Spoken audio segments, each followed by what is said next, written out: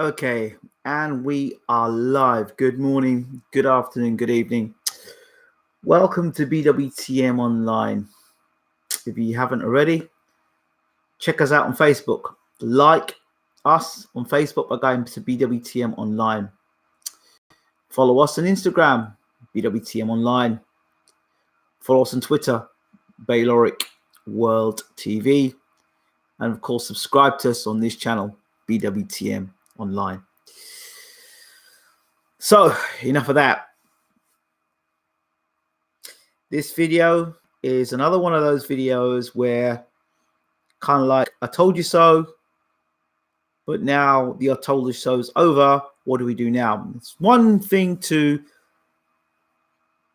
see someone's demise long before it happens, not as a hater, but technically you can see where a fighter has got flaws despite all the hype from promoters and well-wishers, but pretty misguided in their thought processes, ignoring the red flags, which there are in boxing, red flags.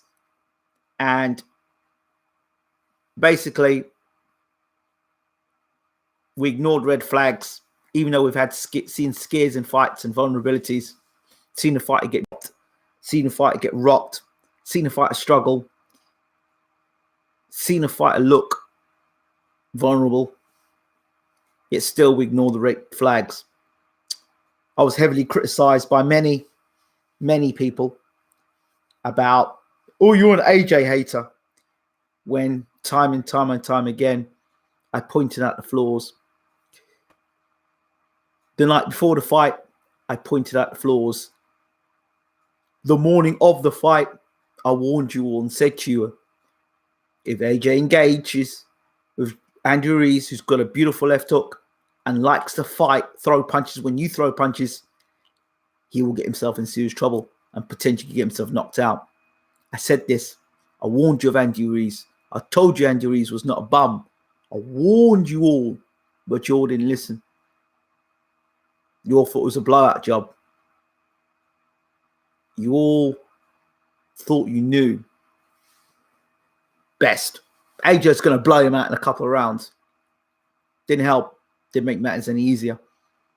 And then you all got the shock of your life, seeing your hero, your superhero with big muscles being dropped 4 times and stopped. To some of you, the dream is over. All this stuff of him retiring as an unbeaten champion, that's gone down the drain. All you said he's going to run for Andy Ruiz, well, that's all over. Those who said AJ is the best heavyweight in the world and nobody comes close to him, doesn't look great now, does it?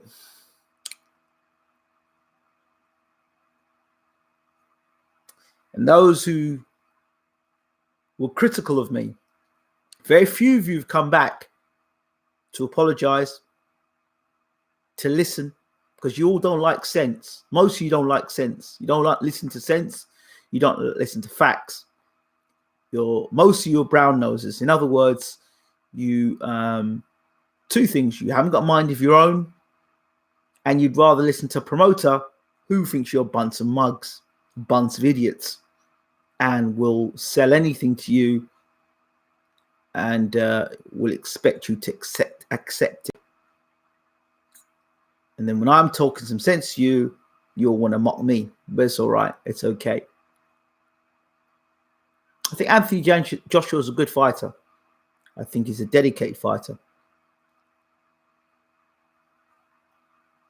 I actually think he can become world heavyweight champion again.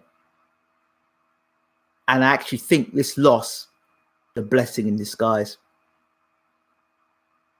Now, for those of you who want to make excuses about Anthony Joshua, and I've been one of them that said something wasn't right. If he landed that right hand, which he did, and he dropped Ruiz, and Ruiz didn't get up, would you still say something was wrong with Anthony Joshua? No, you would say, I told you, he was blowing Andy Ruiz out there. And the minute where Andy Ruiz got dropped by Joshua, you were sitting down and going, yes, this is it. This is our hero. This is it. He's indestructible. Of course, it didn't go to plan because AJ did exactly what I thought he would do and engage. So, okay, the gloating is kind of over for me. It's not so much Joshua getting beat. It's not seeing someone who looks like myself get beat, or brother get beat, or another boxer get smashed. It's not about that. It's about the unrealistic, unbearable, total nonsense talking, dart chucking, just nonsensical football hooligan type, illiterate behavior from some.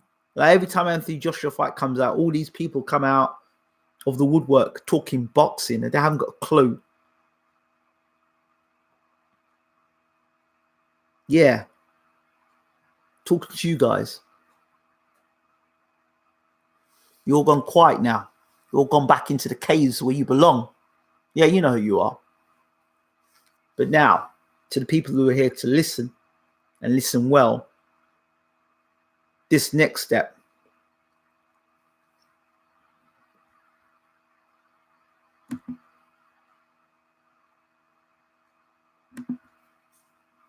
This next step.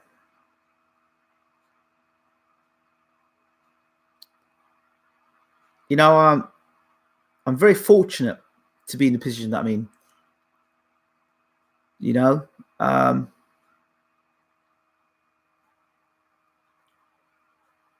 very fortunate. I'm thankful.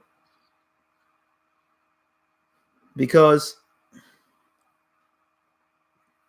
not only we can talk about what's happened to AJ, well, we now can talk to you about what needs to happen for him to become world heavyweight champion again. You see, now if I'm a hater, you numbskulls, if I'm a hater, I won't be trying to talk about a positive way for this man to become world heavyweight champion again and how he can do it. And there's a blueprint there. So here we go. Here is how AJ becomes world heavyweight champion again. Right here, I'm showing you how he does it. First and foremost, how did it go wrong?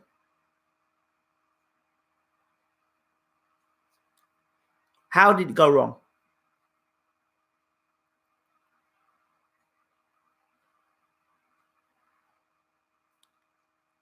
First thing, how did it go wrong?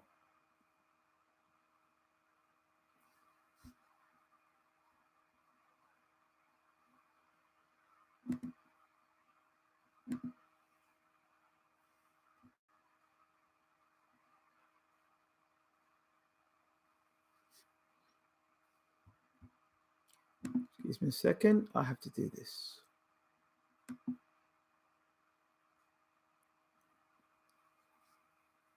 How did it go wrong? First of all, we've got to talk about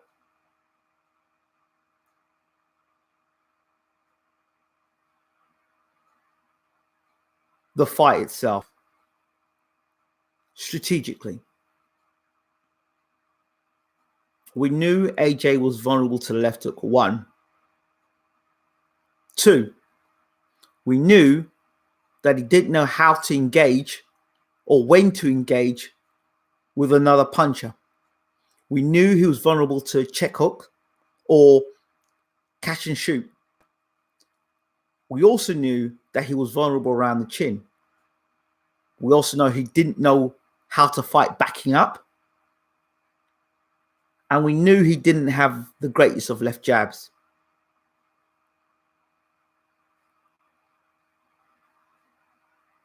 So with all that being said, and he has a tendency to be nervous in fights.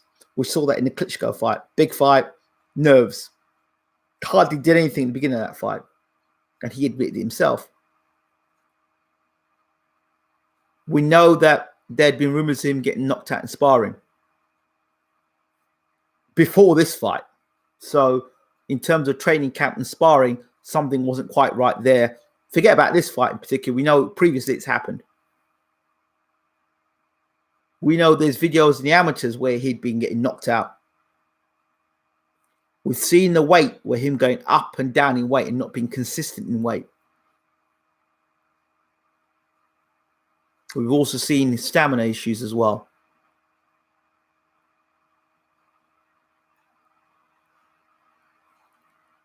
First and foremost, what needs to happen for me, if I'm managing AJ, is that he gets rid of his trainer.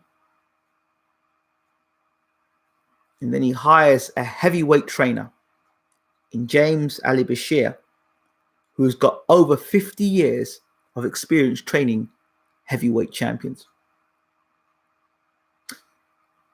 This is crucial and a warning to Anthony Joshua and his handlers. You pick the wrong trainer, you pick a celebrity trainer, and that is the end of your career. What I mean by that is end of the big time. You're on a tightrope at the moment. There are a lot of other trainers that you can call and you can bring in. But you've got to ask yourself the question, when you're picking a trainer, what is their lineage? What is their history? What have they done? What have they achieved? Who have they trained? And what has been the success rate at heavyweight?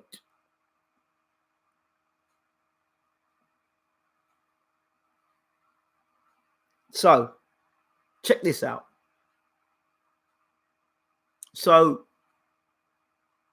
here are the names that get pulled out. Teddy Atlas. How many fighters have fired Teddy Atlas?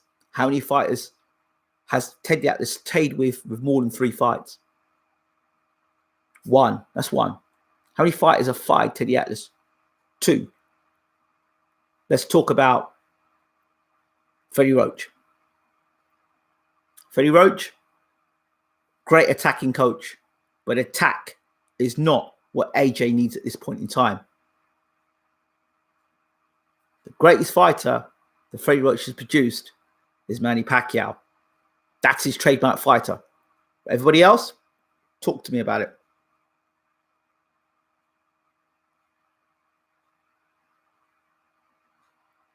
Next trainer, Adam Booth. We can look at the Josh Kelly fight. We can look at the Klitschko fight. We can look at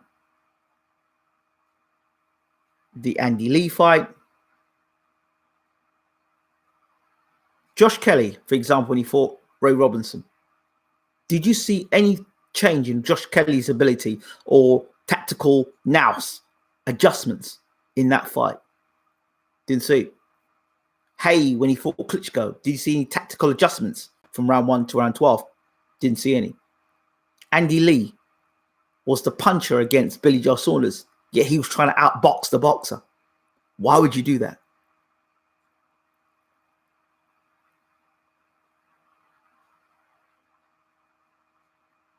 Then look at Alexander Usyk when he fought Glowacki. And what did people say about how Usyk moved and maneuvered himself around the ring? His movement was very good.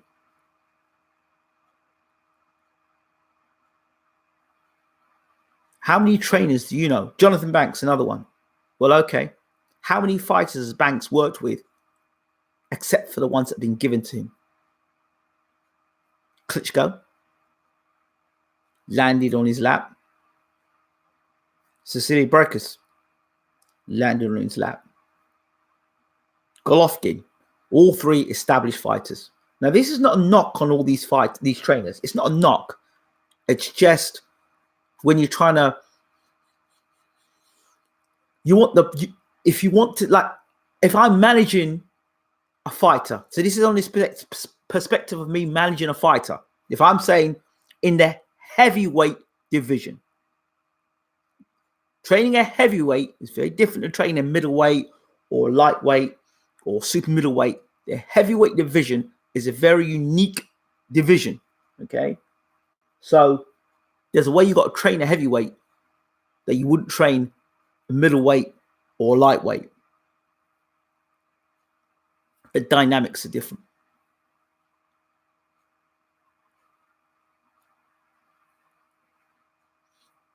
So you got a guy who is a mentor, 50 years in the sport of boxing, 50,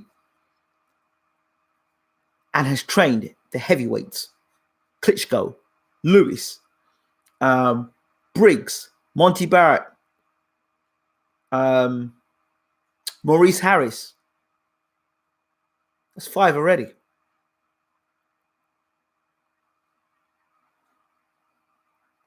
And he has also worked with Anthony Joshua before.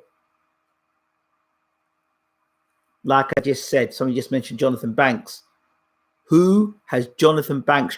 Do you remember Jonathan Banks was training Dillian White before the Joshua fight? You remember that?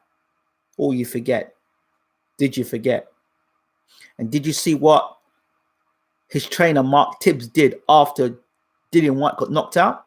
Mark Tibbs changed Dillian White. 24 fights. I mentioned this on World Breaker Fighting earlier on today or yesterday. 24 fights Rob McCracken has had with Anthony Joshua. Now, can somebody tell me in those 24 fights why Anthony Joshua still doesn't know how to throw a left jab? In 24 fights, Anthony Joshua still does not know when to engage and throw punches and when not to engage. Can somebody explain to me why Anthony Joshua gets caught with the same punch against Dillian White and the same punch he gets caught by Andy Ruiz in the same type of shootout, going to try to finish somebody off and gets caught in between?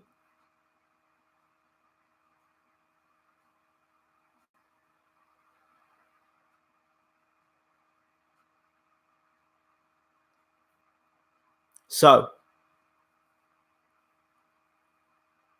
the rumor is that AJ has got rid of Rob McCracken. If that's the case, then there are many trainers around the world that will want to put hands up. Now, again, I'm not knocking those trainers. They're all professional trainers and they're all very good at what they do. But this is under the heavyweight division. Rob McCracken had 24 fights to change Joshua from where he was as he turned pro to now. So Rob McCracken's got to go. You're in the corner as a fighter and you're asking your trainer what to do. You're asking your trainer, why am I feeling like this? And your trainer's not listening to your emotional state. He's busy talking instructions, giving instructions. And that's what you call a world-class trainer.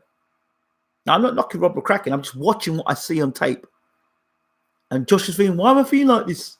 Rob McCracken saying, no. He's talking instruction. It's like he's ignored. McCracken's in a trance. All he's talking about is instructions. He's not worrying about his fighter, how his fighter feels, or Buddy McGirt, another fighter. And you call Buddy McGirt's name. Who has Buddy McGirt trained at heavyweight? Talk to me.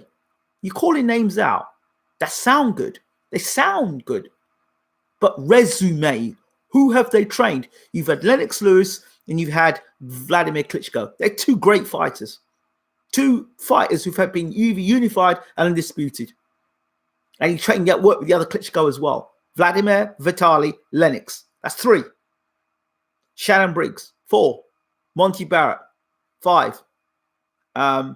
Maurice Harris, 6. Alexander Usyk, 7.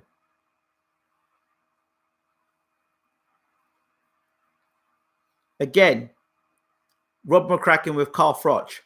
Froch had a great chin. If Froch didn't have a great chin, his career would be, say he fought with his face. Froch fought more his career with his face. Could Joshua fight with his face the way Froch is fighting? We saw what happened when he had one hand down by his side, the same way Froch used to fight. One hand down by his side. Remember that? That doesn't work for Joshua. So again, McCracken doesn't work.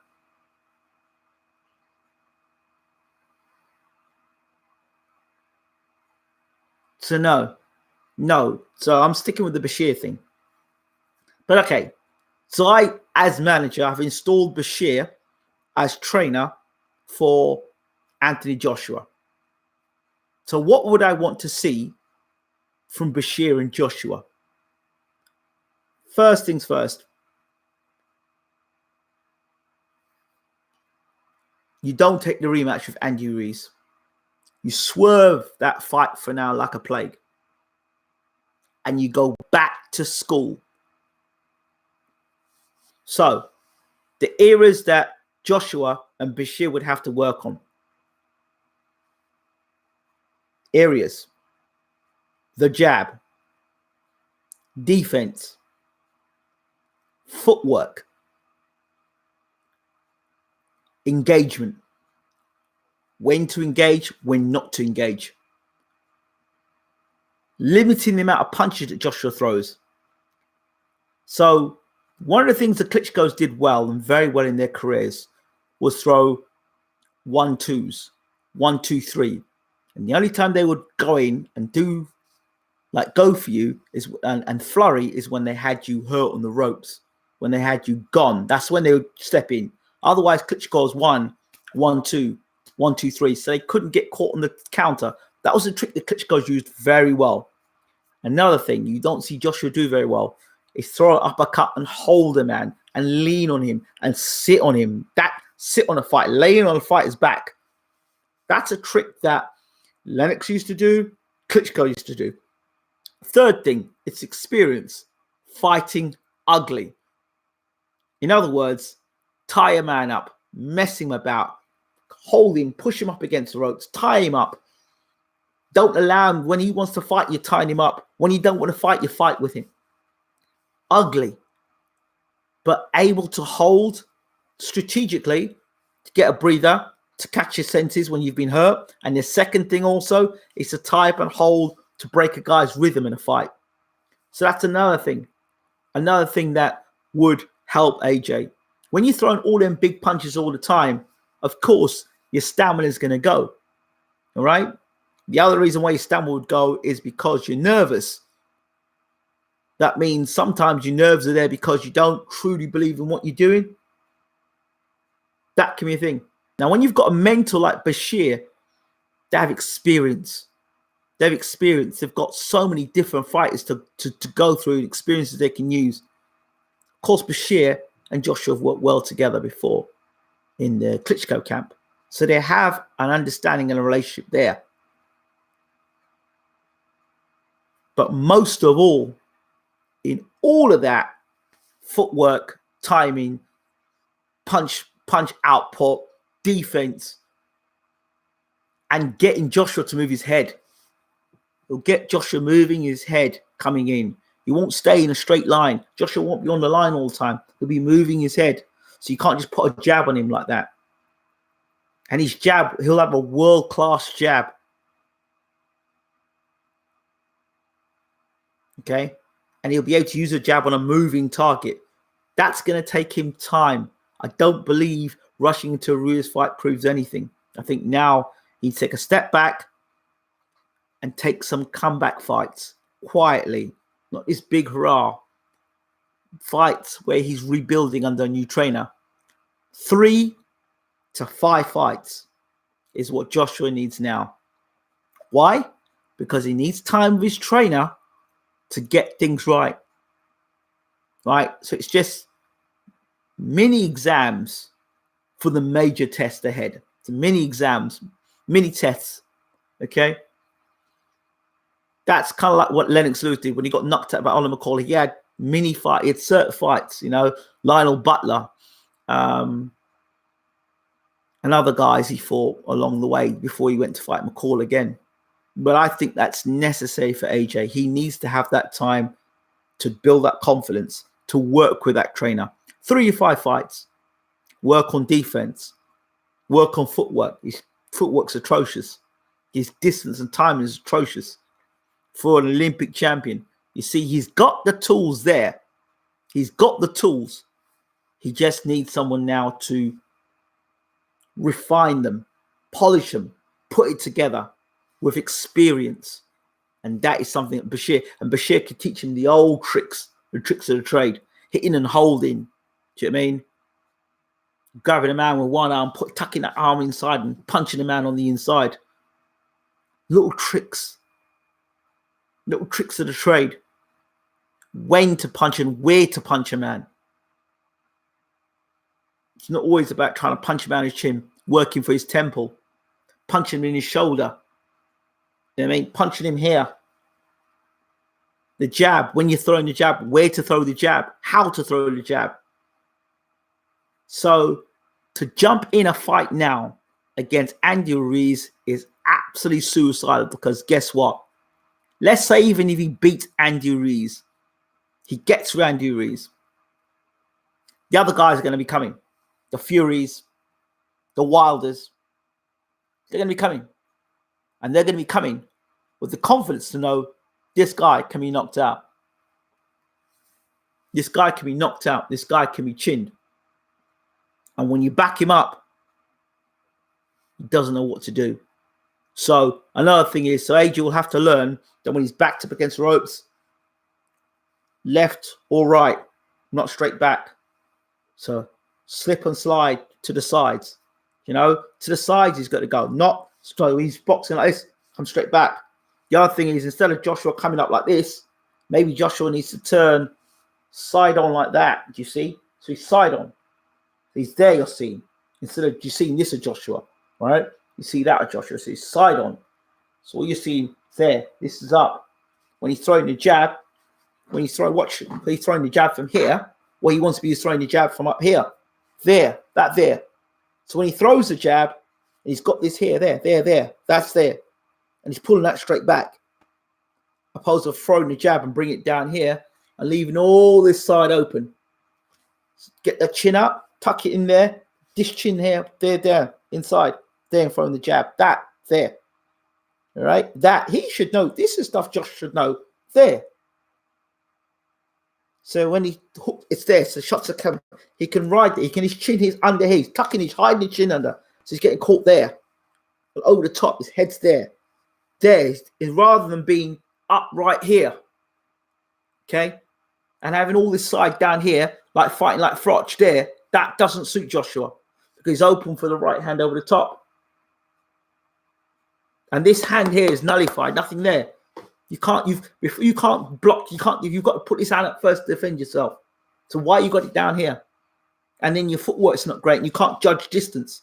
So you need to have your hands up at all times. You need to have, you as Joshua need to have your hands up all the time, because your chin's not great. Right? So those are the things he'll need to do with. He'll have to deal with. He'll have to work on. Just those are some of the things, and I'm not a trainer as such, but those are things he'll have to work on. And I can see it from here. So when he goes straight back, instead of going straight back, as he would in a fight, he goes straight back. He tucks up, head goes down, it goes straight back, and he's open to uppercuts and getting hit all over the place, just going back like that. Instead of doing that, he can now, if the guy's coming to the side, jab, and out the door this way, out the side door. Joshua's always coming from the back door, so he's always going back straight against the ropes. So he wants to be going here and slide under and away. Do you know what I mean? There, slide under and away. So he's sliding to the side of the ropes, not getting back straight up, not throwing a combination move straight back. You look at Floyd Mayweather, when he throws the right hand, bang, he's rolling out that way. He's rolling away from the punch. He throws it, bang, and out of the way. Do you know what I mean? So you're looking for Floyd, and Floyd's over here. So you're looking to throw, he's over here, and he's ready to go again. So he's got to make sure when he's in a position as a heavyweight to be out of the way. And then his head's another thing. Joshua cannot keep his head static and trotting in like that. The likes of Wilder and Fury will put the left jab in there and throw the right hand through the middle. Got to be moving his head. So he's got to be lots of jittering with Joshua. You're going to have to see him jitter. All the time jittering. That was the thing Holyfield did as well. A lot of this stuff. A lot of that stuff. You know what I mean? So when you're moving your head, you're not on the line. You're not just moving your head for the sake of it. You're moving your head. De La Hoya used to as well when he's kind of moving your head. So you're not on the line. You're not on the line. You're not there to be hit. as such, because you're moving your head constantly. Do you know what I mean? So somebody's trying to put a jab, your head slip and move. Well, Joshua, he's straight up like this. He's moving forward like a mummy. So his head there to hit all the time. You know what I mean? You know, you're guaranteed that Joshua ain't going to move his head. So he's going to be taking all the shots. Another thing you can learn to do, or something that he may get taught, is to ride the shots. You know? So when a person's throwing the right hand, you're pulling your head away with it there. Or your right hand, you're pulling your head there when you take shots. There. So you're sliding the shots away. Sliding the shots. Rather than taking a full impact of the shot on your chin, you're sliding and sliding and sliding and sliding and sliding. You're constantly sliding all the time. So those are some things there that Josh could develop. Again, we go back to about tying up as well. So in close. So you know, when you tie a guy up, you tie, and say a guy is smaller than you, and you lean on, you get on top of them, hold them, and you lean down on them. So if you're leaning on top of them like that, right? You wait for the referee to say break, and you're really pushing down. So that's sapping the energy from the legs, from the back and the legs. These are old school tricks. Do you know what I mean? And again, if a guy hurts you, you tie him up and walk them back to the ropes, and you lock their arms in here as you're going back to ropes. Lock him in tight here and hold them. That's where Joshua's got to use those big muscles. Tie him, lock him, walk him to the ropes. Push him to the ropes, push him right, try and put the head through the rope as you're doing it, and get the ref to say, break you up. That gives you some time to break. Another trick that Roy Jones used to do. You watch Roy Jones, what he would do is hide behind the referee, right? So Roy would hit with a shot, right? And then if you need to take a break, you run behind the referee. So when the referee's moving, you move with the referee. Little trick there. Little things like that can be the difference between you getting knocked out and you staying on and getting through a round and getting through a moment in a storm, and then the next round you coming out and doing the business, or a few rounds later doing the business. That's the difference. So those are things that I believe, some little things that I believe that Joshua needs to work on, but he'll need a master trainer to do that. Not just a trainer, he needs a mentor. He needs a mentor. Klitschko had that mentor. Lewis had a mentor. And Joshua needs a mentor. Joshua needs a mentor. He needs a guy that is able to embrace him like a father figure. Because you need to have that gelling, that gel. You know what I mean? Someone he can look into and say, I trust you with my entire life. This boxing business, I trust you with. When you've got that complete trust and you know that man is in your fight, in your corner, that must be a horrific experience as a fighter, biggest fight of your career. You're in the corner and you look into your trainer, and you've got no communication with your trainer. 24 fights, you've been on this journey with your trainer. And you ask him, what do I do now? And your trainer doesn't give you any, well, he's giving you instructions, but you and your trainer are not gelling. You know what I mean? It's not good. It's not good. Now, none of us have to take the blows that Joshua's taken. So, yeah. So those are my thoughts.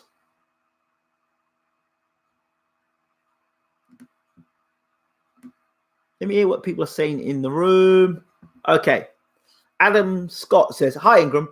I'm not sure if his passion is still there with the money he's made. He's going around New York on his bike like nothing's happened. That might be shock. He's probably blocking it all out at the moment. LOL, facts, Ingram, says Jethro. I mean, heavyweights lose. It's nothing new to us. Who watched Lennox and Vlad get humbled? But Joshua's marketing has been on a different level. There could be many reasons why that is. People take defeat differently. And I don't think it's a bad thing. That's just how Joshua's dealing with it at the moment. He's still in America. He's still got commitments. Bearing in mind, he wasn't expected to lose to Andy Ruiz. So if you're not expected to lose to Andy Ruiz, then there are other commitments. So he's probably made plans out in New York to still sponsor and turn up to this place and that place and do this and do that. So the marketing still goes on for Anthony Joshua. I think even if he loses, and it's a credit to him, it's a credit to him. What Ingram was right on this one. He called it from day one. Well, it's make or break for Joshua. Is it make or break? I don't think it's make or break for Joshua. I think it's make or break if he decides to go with a gung-ho trainer. Yeah, it's a make or break for that trainer. He was a fish out of water, debuting first time abroad in a fight like that. Adam, did I not mention that? Did I not mention that him going to America, some fighters can fight in America and some fighters can't fight in America? Remember I said that? And have ticket sales. Remember I said all that? But people start talking rubbish. Anyway, AJ's biggest problem is stamina. He's got to stay in the 240s. But if he stays in the 240s, right, what does that take away from him? Why does he always go up in the high 240s or 250s? Why? Too much muscle, but great for marketing him. LOL. Yes, it is.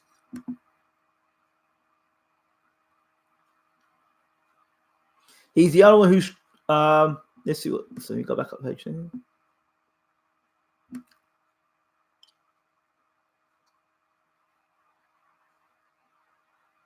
Yeah, I think he should get off McCracken as well. No room for loyalty in boxing. Well, if the loyalty is going to get you destroyed like you got destroyed there, you may have a point there. Again, all these trainers are good trainers, but I'm just saying in terms of resume, if you're asking me to manage AJ, and in my opinion, based on resume, not personality, not guys who I may like, resume and what they've done at heavyweight. You say Booth, he did with AJ, with David Hay, but the Klitschko fight is the one that we remember most. Champ Life Boxing, he won't get rid of McCracken, just like Danny Garcia won't get rid of Angel. It's personal. AJ should get an additional trainer like Wilder has to. No, absolutely not. That's disastrous. Absolutely disastrous, because a trainer like Bashir is not going to have Robert Kraken in the court. Absolutely not. No, I don't agree with that one bit. Like the girl sticking with McDonald. Yeah, well, didn't he bring Malignaggi in there? No. I think the best of the girl was mostly left in the gym, to be honest. I think he overtrained for most of his fights, but that's my opinion. I think too many cooks spoil the broth. He should pick one trainer and run with it. I agree. Adam Booth, fighters have no big plan B. Well, no, it doesn't look like they do. Kenny says, Riz wins easier this time round. If it goes points, he'll get robbed. He wouldn't be fighting Riz if it was down to me. Champ Lifebox says, in my opinion, AJ looked best against Brazil and Parker. Yeah, two guys who technically can't box. Steady jab and good feet. Well, steady jab. He's got a steady jab because those guys can't box. Brazil's as slow as anything. And Parker was scared for his life. Both his lightest fights were 222, 242, 243. Wouldn't make a difference. Wouldn't have made a difference. The style of Andy Ruiz has got nothing to do with weight. He'd have probably got knocked out quicker if he'd gone down lighter. He'd have knocked out quicker. Bashir's the only option for me. No one like Booth or McGuigan. Absolutely not. No way. Hell no. Jonathan Beck, no. No point to keep saying Bashir because Bashir never calls AJ up. It's okay talking about it, but let's have some action. Contact AJ, very simple. Well, unfortunately, Kenny, it is a professional business and you don't call people up when they've already got a trainer. It's highly disrespectful and unprofessional and unethical. If AJ becomes a free agent in terms of not having a trainer, maybe that conversation will happen. Otherwise, I don't see that conversation happening. I just don't know what you're talking about. Anyway, I'll let Buddy McGurk. Okay, that's nice. White has improved a lot. He's more patient now. Better jab too. Yes, indeed. So his trainer, Mark Tibbs, deserves a definitely applaudits for that. You can't fault what Rob did with Froch, but it's not a heavyweight. Yeah, no, yes, you can fault what he did with Froch, because if Froch had a better defense, he'd be a better fighter. So you could fault him.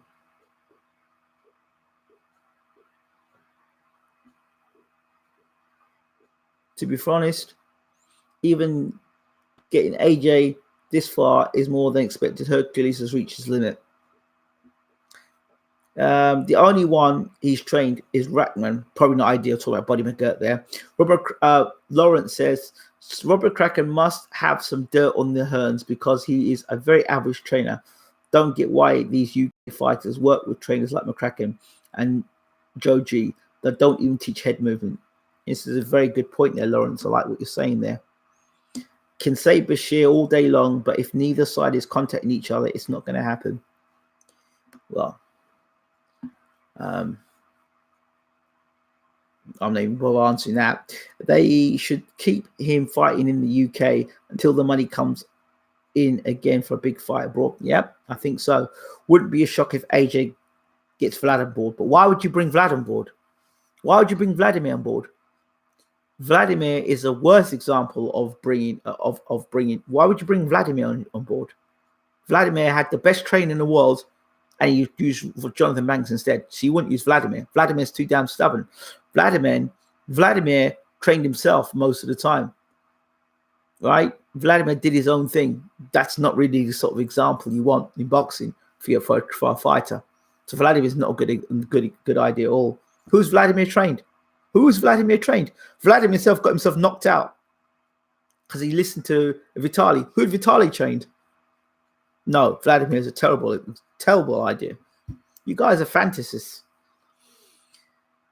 AJ needs to get down and stay at 240. He needs speed since he can't fix chin. He needs speed and stamina. No, AJ needs defense. Limited punches and also stamina in the ring. Long run, great idea. Yep, thank you. Not such thing as a great idea. It is an idea implemented great. Next, I agree 2 fights suck. First fight in 9 months or so. Yep. Well, he gets way too carried away once he puts them down like he did with Klitschko. He nearly got stopped in the same round. I know, but I said this before. He comes rushing with punches. Met Mark Tibbs a few months ago in Essex. Very nice man. Yeah, I like Mark Tibbs. Peter Fury questioned AJ's team of choice of opposition via Twitter. Often as he fought his way up early on, are we seeing his words come to fruition finally? Yep, probably. Peter Fury is a good trainer. Be funny if Peter Fury somehow ended up trainer. Yeah, absolutely. That's another trainer. Peter Fury, absolutely another trainer that I would recommend for AJ. AJ's got the work ethic, and Peter Fury is a professor. I've had the honor of seeing Peter Fury up close training and spending some time with him. And I've had the honor of watching, just recently going to Germany and spending time with Bashir. And I now have the honor of managing James Ali Bashir as well. So that, that is something. But I think Peter Fury would be a great shout as well. Peter Fury and James Ali Bashir. If you're looking for the UK, then Peter Fury. I would even call Mark Tibbs his name because of what he did with Dillian White. But I'm sure if Dillian White's trainer is really going to go and train Joshua up, so I don't see that's going to work. But Mark Tibbs, absolutely top trainer, and I like progress. I like to see trainers make progress with fighters. So I think Mark Tibbs has done a hell of a job with Dillian White.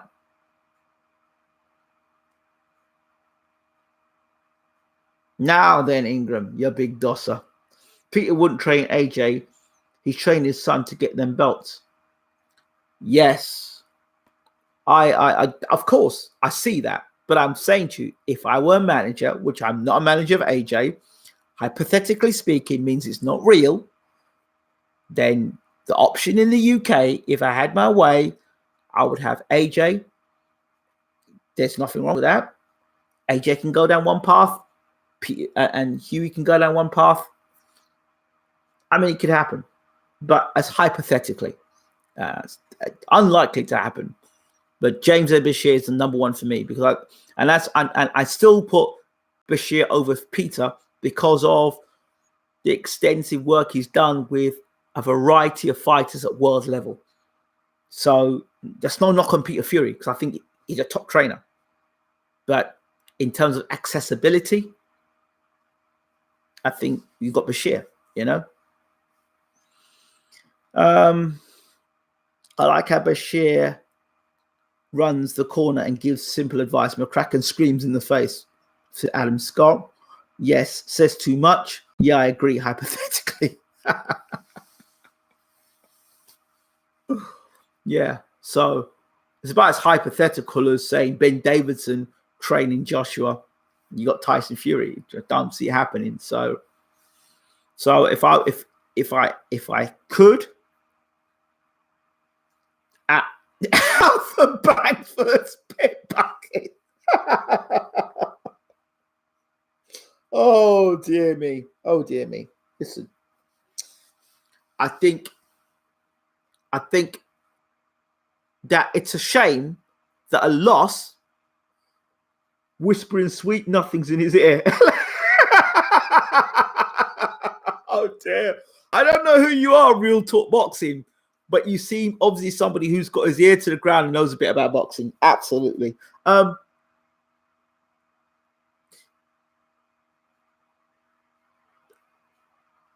It's a crying shame. The guy has to get knocked out for him to see sense. That's a crying shame. But the knockout may be the best thing. Won't happen. What about this one, Tunde? No. Love Tunde. Love what Tunde does. He did have Danny Dubois. Tunde, at one point. But no. It showed. I think it showed how little Eddie Hearn knows making this fight. I don't think Matchroom have a clue in terms of matchmaking. I think I could do better matchmaking. Not that I would for them, but I think I could do bloody better matchmaking than the matchmaking that's done so far. So yeah. Now here's another thing. Remember I said to you all, and you were laughing as you do, and you think I'm talking rubbish, and you push dislike on the videos. Remember I talked to you about Al Heyman, Andy Ruiz, and Deontay Wilder. What's happened in the news in the last 24 to 48 hours? What's the talk been about? Andy Ruiz talking about wanting to fight Deontay Wilder. Andy Ruiz's father talking about wanting to fight Deontay Wilder. They both want to fight. The organizations want to talk about Ruiz and Wilder fighting. You people out there, when I said this to you, you laughed at me. Again, remember I said to you about Tyson Fury and the belts? I said he should vacate those belts. What's he doing now? What belt is he running around with now? The Linear Championship. Did I not call it? The next thing. Eddie Hearn, Matchroom better watch themselves. Because if Al Heyman can somehow get himself having a conversation with Sky Sports, imagine Sky Sports signing with Al Heyman 2021. Where would AJ go? In terms of what TV network would he go with in the UK if Al Heyman signs Sky Sports?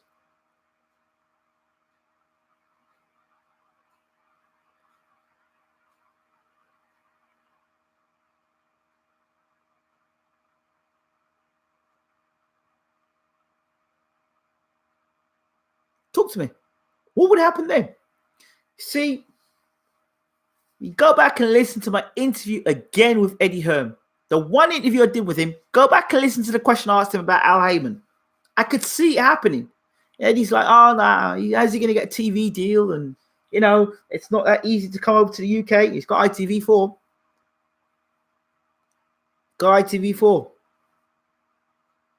And I think my personal opinion is that he's just seen the lay of the land, how it works in the UK.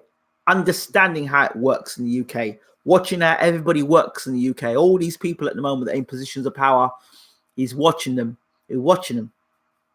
He's watching how people are get treated. So all these people in a minute who are in positions of power, who feel they're doing something great, and they feel they can treat anybody anyhow. Watch your backs. Watch it, because, in my opinion, I think Al is scouting the UK, and I think that he's having a good look at the UK, and he'll see how Matchroom's fighters. How many pay-per-view fighters can they offer? How many pay-per-view fights can they offer up for Sky Sports in the UK, Matchroom? Dave Allen Brown, I think. Oh, Lord. So the next one that's probably going to get... Let's see what's going on here. The next one's going to get thrown to the wolves, I think.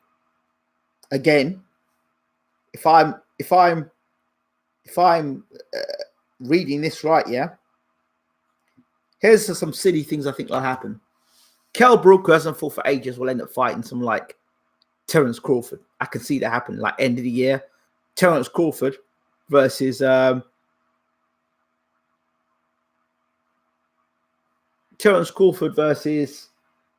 Kell Brook. I can see that fight happening. I sincerely hope they don't put the Amir Khan mismatch on pay-per-view. I mean, I know what's his name joked about it. Kenny joked about Enzo Maccarinelli, but Enzo Maccarinelli versus Okoli, the comeback. Tony Bellew and his comeback. You can see it. I wouldn't be surprised if somehow David Haye came back for an exhibition match. It's that desperation. When you talk about Carl Froch and George Groves 3, right? And the possibility that fight is even being entertained, that tells you that things are desperate. Real desperate. Dave Allen speaking a lot lately against Matchroom. Well, Matchroom looks to be on its knees. Eddie will soon be a full-time DAZN. Well, good luck to him. But look at and go back and listen to the interview I did with Derek James. Who is the other world-class star in the UK for Matchroom apart from Joshua? I've been saying this. How long have I been saying this to you? How long have I been saying this? Super desperate, LOL. Bellew, wife and kids gonna be angry. Listen, this is what I've been calling for ages. I've been asking the question to you Matchroom fanboys. I've been asking a question, just a question. If Joshua ever get beat, who are your next pay-per-view stars? Now, I'm telling you now, if Frank Warren had the same fighters that Eddie Hearn had, they'd still be unbeaten. The majority of them would still be unbeaten, or have other belts. David Haye, after 3 years out, my Achilles are stronger than ever because they've had a chance to rest.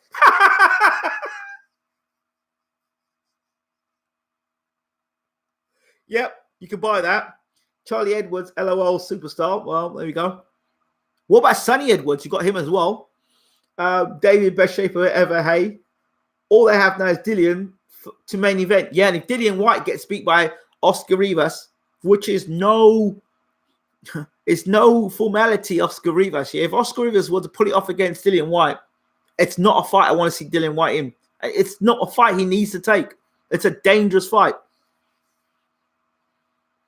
I knew Eddie didn't know what he was doing when he put Kell Brook in with GGG. Yeah, of course. Sonny Hill was his talent. Yeah, just daring to be great. But you know what?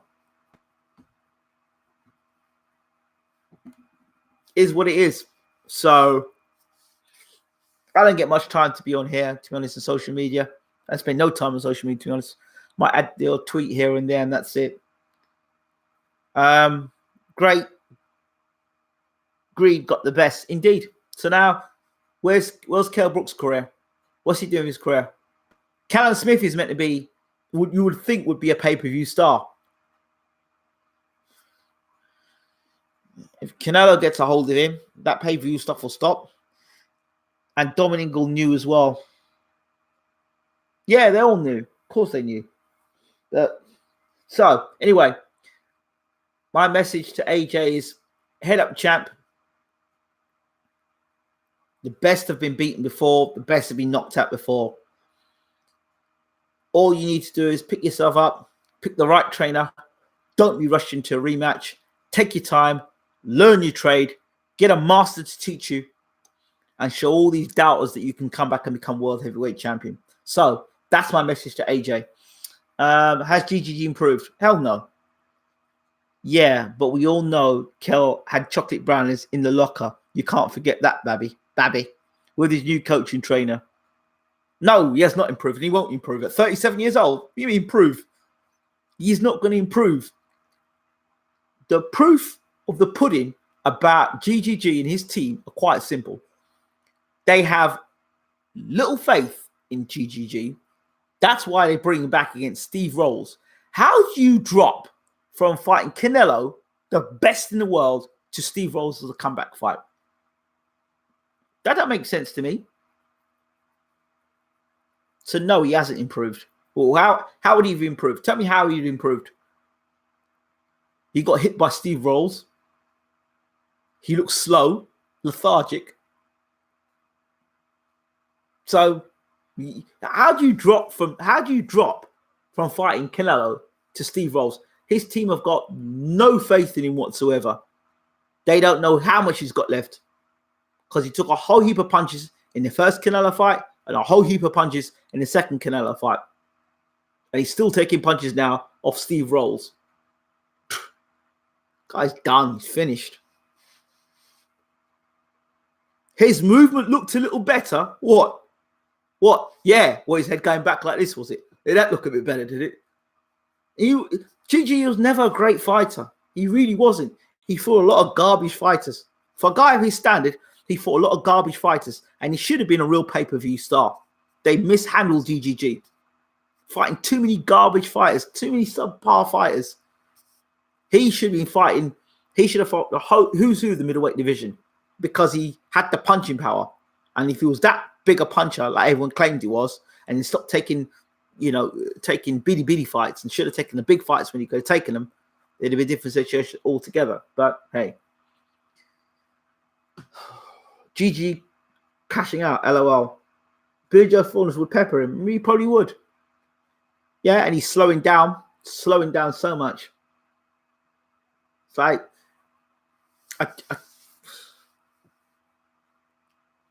he was lethal in 2012, 2014, and he was fighting people like Rosado. That's my point. That is my point. So his career is trash in terms of how they managed it. Good fighter.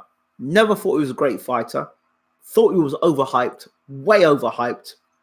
About he would have beaten Sugar Ray Robinson and Marvin Hagler. Oh, behave yourselves. Come on.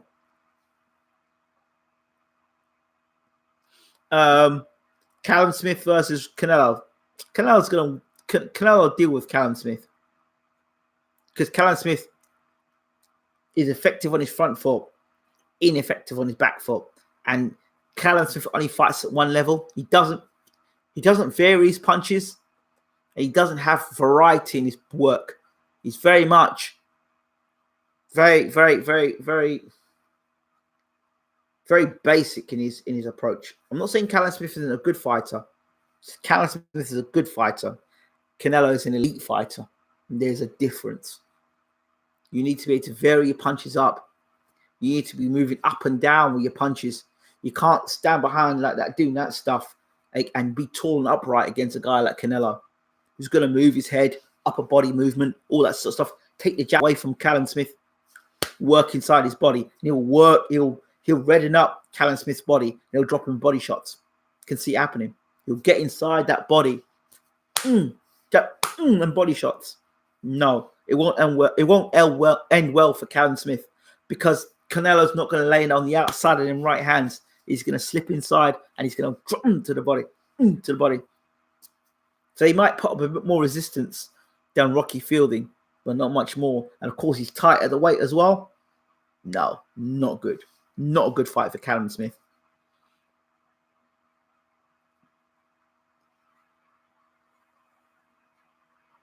Murray and Macklin as well. Exactly.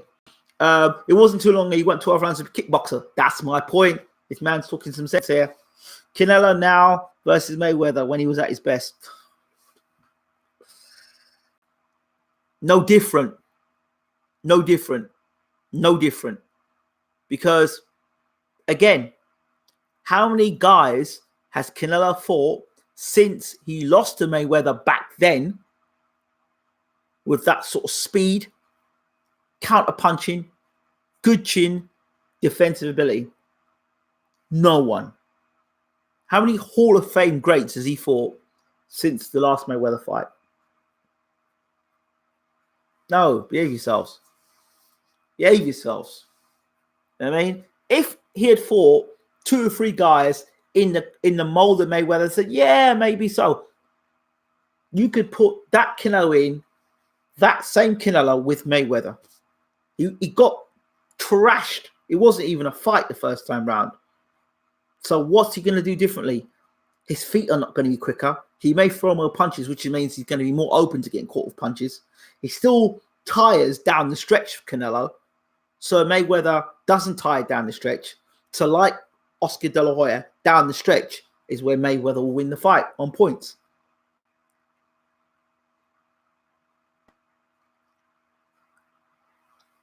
What is the earliest era you watch fights from, Ingram? Is there a point where fights are too primitive? Yeah.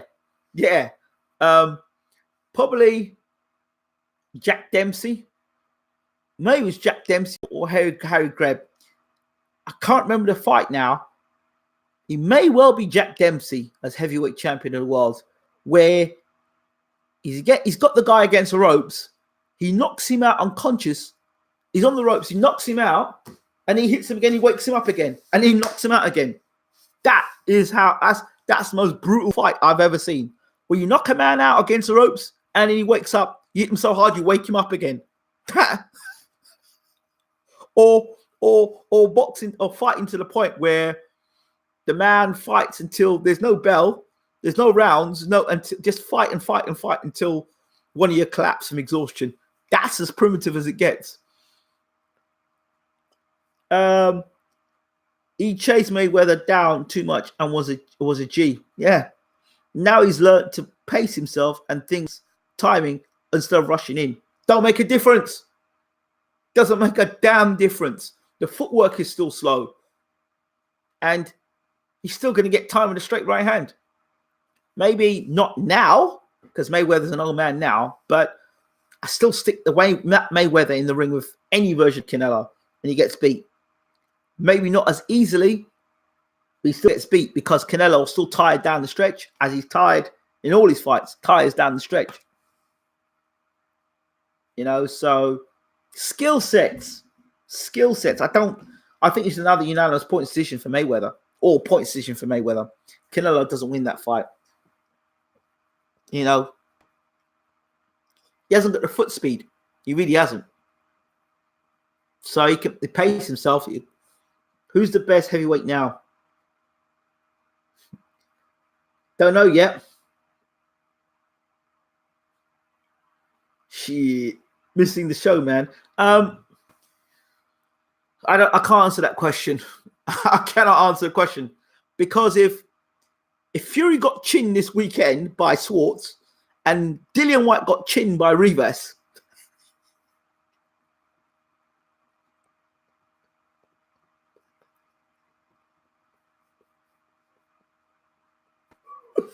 look, let's just see this weekend go, yeah? And let's see. Let's hope Fury doesn't get chinned or dropped by this guy. What's this guy's name? Swartz. I said already. If Fury if he doesn't judge his distance with Swartz, he could find himself on the canvas. But Swartz looks the kind of man. He looks a good-looking guy. But Swartz, I get the impression of Swartz, the type of guy that he is, that if you put it on him, he'll fall over. Ingram, don't end the show yet. I've got to end the show, bro. I've got to end the show. So, yeah. Go back and listen to it from the start. And where did you disappear off to in the FIFA earlier on as well? Right. I'm out of here. Thank you all so much for listening in. Appreciate you all. Yeah. Appreciate you all. I do enjoy talking boxing when I get the chance to and I've got time to. And yeah, that's it. Shout out to all of you out the world who love the sport of boxing and love to engage and love to talk about the sport. Also check out the James Ellie Bashir Facebook page. Let me see if I can find a link to that page for you. Maybe let me see if it's here. No, that's not it. So you get yourself on that page. Let me see if I can find it for you.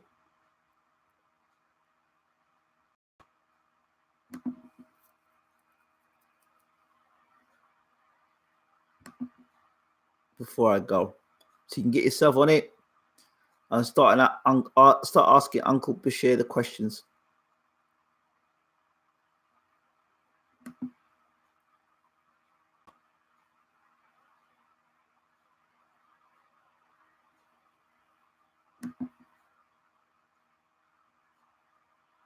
Get this for you. There we go, and there you go. Check this out. Click on this page here. Get yourselves over to that page. It's the Uncle James Ellie Bashir page. Get across there and click on there and get yourselves part of that page. What do you mean I keep stopping? I'm stopping now. Yeah, I keep stopping because you keep coming in late. Right. This is the end of the show. Thank you so much. Don't forget to rate, subscribe, leave comments as always. And if you like this video, do share it as well. I appreciate it. Thanks a lot. Keep your gloves up. I'm out. Take care.